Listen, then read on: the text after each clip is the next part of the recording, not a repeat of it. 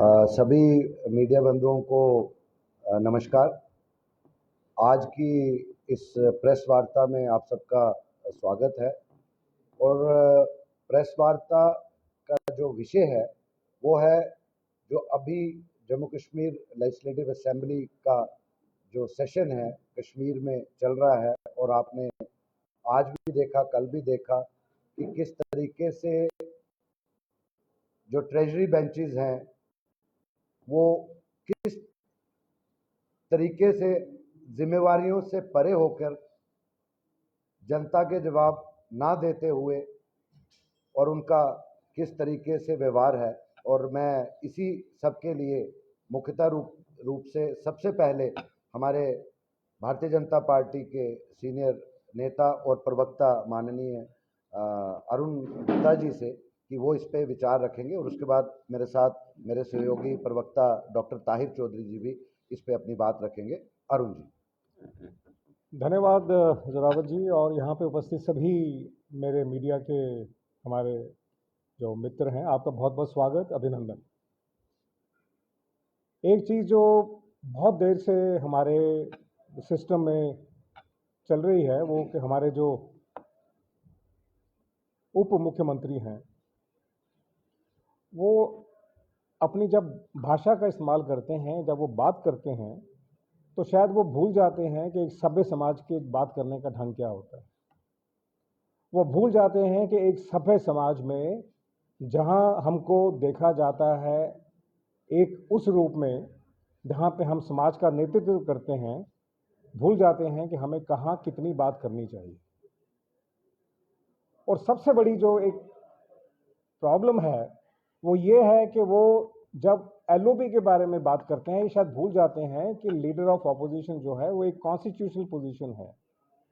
Leader of opposition जो है वो एक हमारे भारतवर्ष के कॉन्स्टिट्यूशन का बनाया हुआ एक बहुत इंपॉर्टेंट पोजीशन है। और वो ये भी बात भूल जाते हैं कि डिप्टी चीफ मिनिस्टर जो है वो कॉन्स्टिट्यूशनल पोजीशन नहीं है। हमारे कॉन्स्टिट्यूशन में डिप्टी चीफ मिनिस्टर जो है is not a recognized position. और वो आज इसको भूलते हुए जब बात करते हैं हमारे एलओपी साहब के लिए, वो उस भाषा का इस्तेमाल करते हैं जो भाषा किसी भी सभ्य समाज में माननीय नहीं है।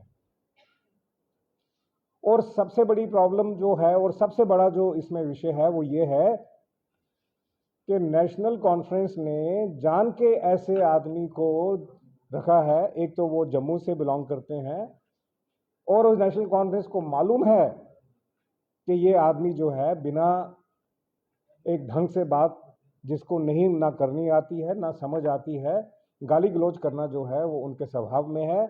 और उसकी वजह से जम्मू के अगर नाम पे या जम्मू की सभ्यता के नाम पे या जम्मू के एक सिस्टम के नाम पे अगर कहीं बात बनती है या जम्मू के नाम पे अगर कोई बात होती है कि जम्मू में ऐसी बात है, तो जम्मू वालों की बात बिल्कुल भी बर्दाश्त नहीं है। अगर एक आदमी जो है वो अपनी जगह को भूलते हुए, अपनी पोजीशन को भूलते हुए वो उस आदमी के लिए बात करता है या उस सिस्टम के लिए बात करता है जिसको संविधान ने एक अधिकार दिया है, तो ये बात जो है भारतीय जनता पार्टी बड़ा साफ लफ्जों में कह देना चाहती है उनको कि आपको अपनी हदों में रहना आना चाहिए। आपको ये पता होना चाहिए कि आपकी हदें कहां से शुरू होकर कहां पे खत्म होती हैं। अगर आपको गाली गलौज करने का इतना शौक है या आपको गलत बातें करने का शौक है या आपको ऐसा शौक है कि आप जो भी चाहे, जा भी चाहें, जितना भी चाहें बोल दें, तो हम भारतीय जनता पार्टी के प्लेटफॉर्म से आज कहना चाह रहे हैं कि ये बात हमें किसी भी तरह से माननीय नहीं है। हम इस बात को किसी भी कीमत पे, किसी भी जगह पे बर्दाश्त नहीं कर सकते। उनको ये समझना होगा कि ये चीज जो है वो अपने में बिल्कुल अमेंड कर लें।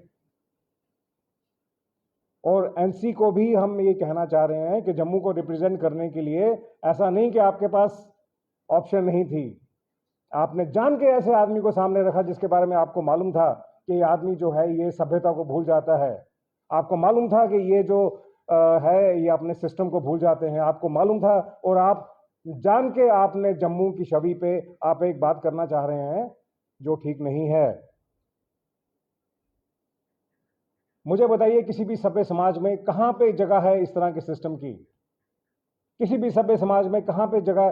पॉलिटिक्स एक एक विषय है, पॉलिटिक्स में हम सब लोग बात करते हैं। पॉलिटिक्स का ये मतलब नहीं कि हम एक पर्सनल लेवल पे आके तू तां करके बात करना शुरू कर दें, जो एक्सेप्टेबल नहीं हो सकती। और सबसे बड़ी बात जो समझनी होगी वो ये होगी कि Jammu as a province, Jammu as a subject does not patronize this kind of people. हम इस तरह के लोगों को बिल्कुल भी पैटर्नाइज नहीं करते हैं, जम्मू पैटर्नाइज नहीं करता ऐसे लोगों को।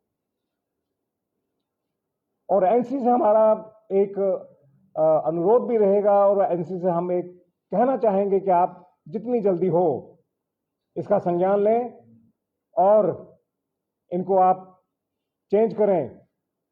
हम नहीं चाहेंगे कि जम्मू को रिप्रेजेंट करें। और दोबारा कहना चाहेंगे एक बात बिल्कुल साफ लफ्जों में,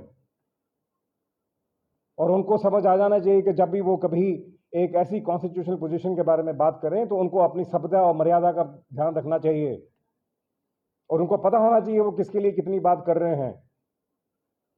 क्योंकि ये कोई पर्सनल काम नहीं है, ये काम जो है आप एक समाज में रहते हुए समाज के जो कायदे कानून है, समाज का जो एक मर्यादा है, समाज का जो दायरा है, उसमें रह के आपको काम करना होगा, उसमें रह के आपको बात करनी होगी। और अगर आप अपने दायरे नहीं जानते, आप अपनी मर्यादा नहीं जानते, आप अपनी सभ्यता नहीं जानते, तो आपको वहां बैठने का हक नहीं है जहां पे आप बैठे हुए हैं। नहीं, बिल्कुल नहीं, ये बिल्कुल एक्सेप्टेबल नहीं होगा। उनको समझ आना चाहिए कि हम सब के सब लोग जो हैं, जब हम आज एक पार्टी को रिप्रेजेंट करते हैं, पार्टी के साथ साथ हम एक जगह को रिप्रेजेंट करते हैं, जम्मू के रिप्रेजेंट करते हैं, तो जम्मू के लोग जो हैं इस बात का बहुत सीरियसली एक उनसे कहना चाह रहे हैं कि हमें रिप्रेजेंट मत करिए अगर आपको इस तरह की भाषा इस्तेमाल करनी है। हमें रिप्रेजेंट मत करिए अगर आपको इस तरह के चीज़ें करनी है, क्योंकि हम आपकी रिप्रेजेंटेशन नहीं लेना चाह रहे। और ये मान के आप चलें कि समाज में जो हम लोग बात करते हैं, हमारी अगली जनरेशन के लिए एक गाइडलाइन बनती है। क्या हम ये समाज तैयार कर रहे हैं?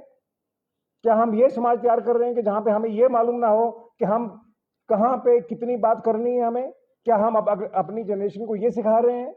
क्या हम अपनी जनरेशन को ये बताना चाह रहे हैं कि आप जो है जो मुंह में आए बात कर दीजिए? नहीं, बिल्कुल नहीं, बिल्कुल भी नहीं, एक्सेप्टेबल नहीं है ये हमें। आपके माध्यम से मैं कहना चाहूंगा दोबारा, वंस फॉर ऑल, कि आप अपने आप को अमेंड कर लीजिए।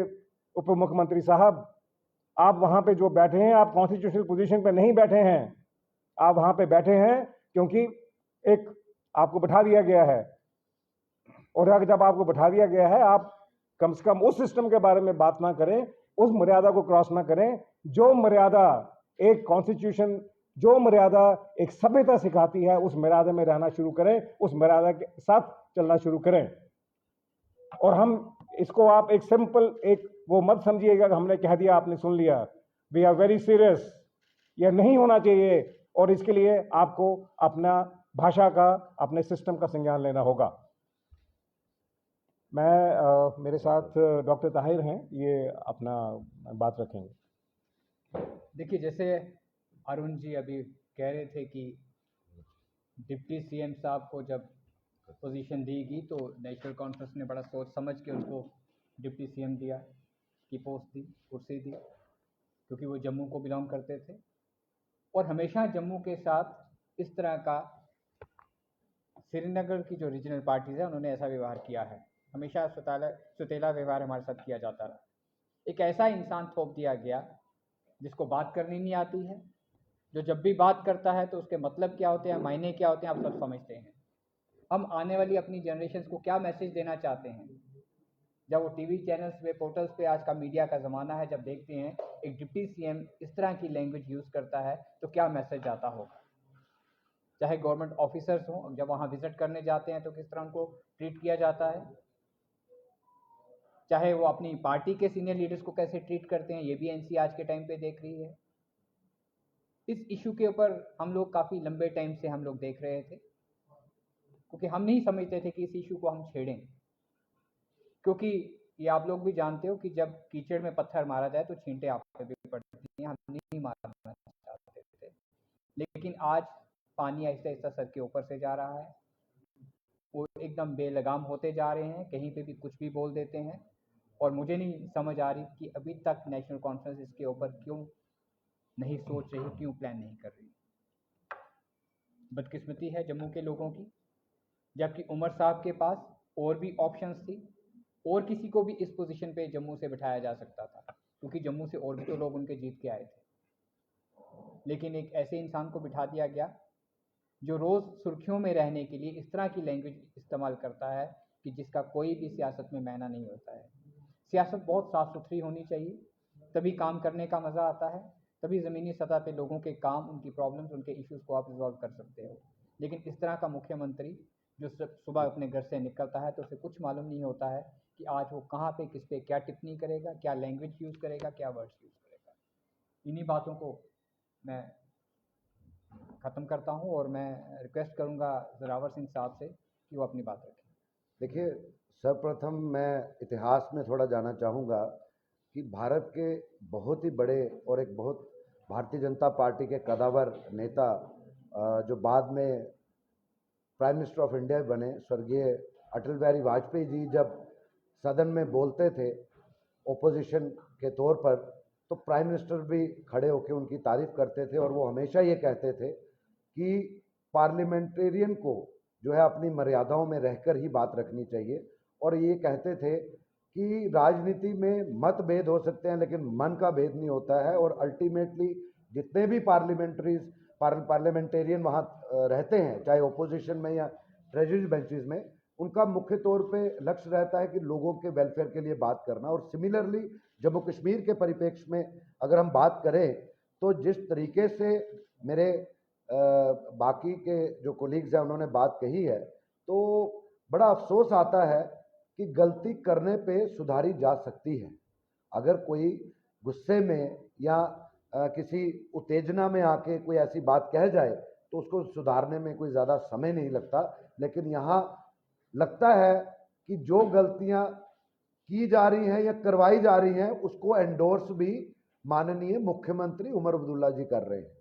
जिस तरीके की अभद्र भाषा का प्रयोग, चाहे वो लीडर ऑफ द ओपोजिशन के लिए हो चाहे किसी के लिए भी हो, कोई भी सभ्य समाज इसको स्वीकृति नहीं देता है। और तो और उन्होंने तो अपनी ही पार्टी के मेंबर पार्लियामेंट के लिए जो तंज कसा, आप सब मीडिया बंधुओं ने उसको कवर किया, उनके लिए जब कसा और उनके परिवार के अंदर, उनकी पार्टी के अंदर जब रिजेंटमेंट होती है तो वो शब्दों के हेर फेर की बात करते हैं और क्लैरिफिकेशन देते हैं। लेकिन जब बात जनता के वेलफेयर के मुद्दों की, जो भारतीय जनता पार्टी बड़े सशक्त तरीके से लेजिस्लेटिव असेंबली में उठा रही है, तो उन पे ऐसे वर्ड्स का, ऐसे शब्दों का प्रयोग मुझे लगता है कि जम्मू कश्मीर में कोई भी नहीं चाहेगा। भारतीय जनता पार्टी ओपोजिशन में रहकर भी मूलतः एक हेल्दी क्रिटिसिज्म कर रही है ताकि पूरे जम्मू कश्मीर के लोगों का वेलफेयर हो।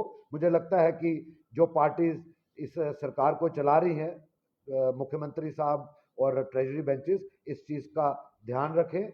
ये चीज़ें जम्मू कश्मीर में, और जम्मू का ऐसा लीडरशिप बताना, मुझे लगता है ये नेशनल कॉन्फ्रेंस की आदत होगी। जम्मू कश्मीर के लोग इस चीज़ को एक्सेप्ट नहीं करते हैं। आप सब आज के इस प्रेस वार्ता में आए, आपका बहुत बहुत शुक्रिया। धन्यवाद। मेरा सवाल है कि हम कभी भी इसकी घोर निंदा करते हैं कि किसी को जब इन्वायरमेंट वर्ड यूज करना है, किसी के खिलाफ इस तरह की भाषा का जो है वो इस्तेमाल करना, तो बहुत सभी सियासी पार्टी में इसी तरह से, आपकी पार्टी में से बहुत सारे लोग ऐसे हैं जो मैं बहुत सारे उदाहरण दे सकता हूँ कि जो अभद्र भाषा का दूसरी पार्टियों के लिए अभद्र भाषा का जो है इस्तेमाल करते हैं। इसके लिए आप क्या करेंगे? मैं इसके लिए सिर्फ इतना ही बोलूँगा कि आप बात तो कर रहे हैं लेकिन कोई भी उदाहरण आपके पास नहीं है जो आप कह सकते हैं। नहीं, देखिए सिंधु साहब, ऐसा सुनिए, सिंधु साहब सुनिए, हम ये भाषा जो है किसी के लिए, ऑपोजिशन के लिए कहना, भारतीय जनता पार्टी जो है एक बहुत ही डिसिप्लिन पार्टी है। हमारी पार्टी में ये सब कुछ नहीं होता है। हमारी पार्टी में जब हम बात भी आपके साथ भी जब हम बात करते हैं, बात करने से पहले भी हमें पूरा का पूरा संज्ञान लिया जाता है कि हमने कितनी बात करनी है। और हमारे में यहाँ पे बहुत साफ है संधु जी कि हम कभी भी किसी अपनी मर्यादा क्रॉस नहीं करते हैं, सोनिया कभी भी। गांधी जी का जैसे जो इन्होंने उदाहरण दिया आपको अटल बिहारी वाजपेयी जी का, हम उस नेता के आगे हम जनरेशन है जो हम कभी भी अपनी मर्यादा क्रॉस नहीं करते। देखिए, ये भारतीय जनता पार्टी ही है। अगर ऐसा कोई इंडिविजुअल अपना पर्सनल जाती तौर पे किसी ने बयान दिया हो और भारतीय जनता पार्टी ने उसका संज्ञान लेके उस पर एक्शन भी लिया है, आप मुझे ये बताएं, ये सवाल क्या नेशनल कॉन्फ्रेंस को पूछना नहीं बनता है? क्या ये लाजमी नहीं है कि आपके सामने एक लेटेस्ट एग्जाम्पल आ रही है? तो मुझे लगता है कि भारतीय जनता पार्टी, जैसे कहा अरुण जी ने, एक अनुशासित पार्टी है। अगर ऐसा हुआ तो आपको उसके साथ रिजल्ट्स भी दिखे हैं, उनके ऊपर एक्शन भी लिया गया है, उनसे रिटर्न में एक्सप्लेनेशन मांग के अगर कहीं गलती हुई है तो माफी भी मांगी गई है। धन्यवाद। मेरा सर एक सवाल जी। आप तीनों में से कोई भी जवाब दे दीजिए। ये पहली बार नहीं हुआ कि डिप्टी सीएम साहब ने जो इस तरह की शब्दावली का इस्तेमाल किया है। कभी एलओपी साहब को लॉलीपॉप लीडर बोल देना, कभी ये बोल देना कि बाढ़ के समय में मतलब तो तब आया जब एक एसएचओ भी सीटियां मार रहा है। अब ये कह देना कि देखिए 4 वोट चोरी किए हैं। इस तरह की भाषाओं का लगातार उनके द्वारा इस्तेमाल किया जा रहा है। हैरानी की बात यह है कि ना ही उनकी पार्टी की तरफ से उनको रोका जा रहा, और आज भाजपा को भी इतना विलंब क्यों करना पड़ा कि बार बार वही हरकतें करी जा रहे हैं, और आज आप कह रहे हो कि ये चीजें गलत है। देखिए, पहली हम बार क्यों नहीं रोका गया? देखिए हम खुद अपने आप में बहुत डिसिप्लिन पार्टी हैं। हमारा मानना ये है कि सियासत में जो पॉलिटिकल पार्टीज होती हैं उनको अपने मर्यादा का ध्यान रखना चाहिए। और हमारा ये भी मानना ये है कि जो कश्मीर में जिस पार्टी को वो रिप्रेजेंट करते हैं, कश्मीर का एक सिस्टम है, वहाँ पे सब कुछ हो, जितनी भी अपोजिशन पार्टीज होती हैं वो आपस में एक दूसरे को ऐसे बात नहीं करती। तो हमें हमें ऐसा लगा कि शायद इनकी पार्टी के जो सीनियर लोग हैं उनको इतना तो संज्ञान लेना चाहिए। लेकिन जब हमें लगा कि ये चीज़ें बाय डिज़ाइन की जा रही हैं तो हमें कहा नहीं, ये नहीं चलेगा, ये हो ही नहीं सकता, पॉसिबल नहीं है। तो हमने आज इसके ऊपर इनिशिएट ले लिया है। आज के बाद कभी उन्होंने कोई बात कही तो बहुत मुश्किल होगा। सज्जाद लोधी की बात करें, उनका ये कहना था कि देखिए जी, ऐसा लग रहा था राज्यसभा की सीटें ये मैच फिक्सिंग है। ये चीजें तो एनसी से भी एक्सेप्ट नहीं हुई चीजों को लेकर। उन्होंने भी कहा कि देखिए जी, सज्जाद लोधी का अपना व्यक्तिगत तरीका उन्होंने बोल दिया, लेकिन भाजपा इसको कैसे लेती है? भाजपा इसको इस तरह लेती है कि हमारे प्रधानमंत्री जी की जो सरकार है पूरे भारतवर्ष में, उसका इतना ज़्यादा लोगों ने एक्सेप्ट किया है कि ऑपोजिशन के लोग भी ये मानते हैं कि अगर हमारा नेता हो तो मोदी जैसा हो। तभी तभी वहाँ के लोग जो हैं वो ऑटोमेटिकली हमें वोट करते हैं। ये उनके दिल की पुकार है, ये उनके मन की पुकार है, ये उनके अपने अंतरात्मा